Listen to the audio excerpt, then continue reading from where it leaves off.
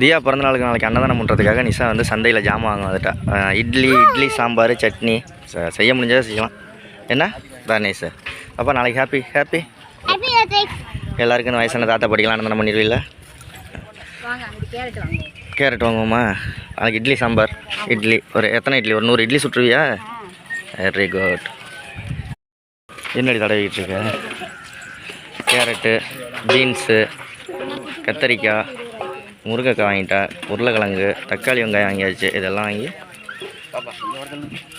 சந்தை இன்னும் ஆரம்பிக்கலை, கொஞ்சம் ஆரம்பிக்கிறதுக்கு லேட் ஆகும். அப்படி தானே? தரணீஷா சம்சா கேட்டான் தரணீஷா இன்னும் சம்சா கடையெல்லாம் ஆரம்பிக்கல.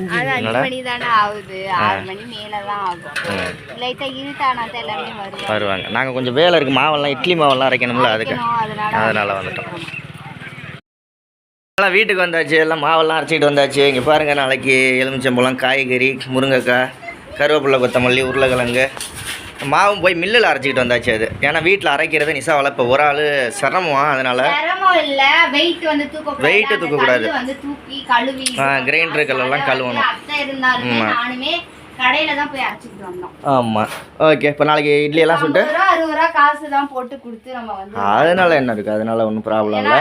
நம்ம வந்து ரிஸ்க் எடுக்க வேண்டியது இல்ல. ஆமா. போட்டு கழுவி கல்லெல்லாம் தூக்கி இதெல்லாம் டக்குன்னு 50 ரூபா காசை கொடுத்து ஜாமான் வாங்கிட்டு அவங்க அரைச்சி வச்சுட்டாங்க, எடுத்துட்டு வந்தாச்சு. அவ்வளோதான். தியா நாளைக்கு பர்த்டேக்கு உனக்கு என்ன வேணும்னு சொல்ல, அப்பா வாங்கி தரேன். எல்லாமே வாங்கி தரேன். அப்பா நீ கேட்கறதெல்லாம் என்னென்ன வேணும்?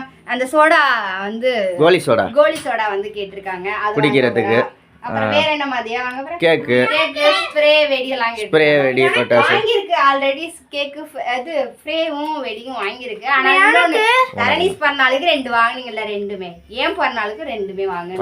அதோட தரணீஸ்க்கு வந்து போட்டோ கேக் வந்து 500, தியாவோட கேக் வந்து பார்பி கேக் வந்து எவ்வளோன்னு அன்பாக்சிங் பண்றப்ப சொல்றேன்.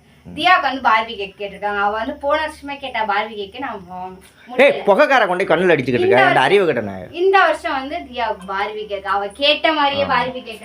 ஓகே, நிஷாவுக்கு ஃபோன் வந்துருச்சு. பாய்.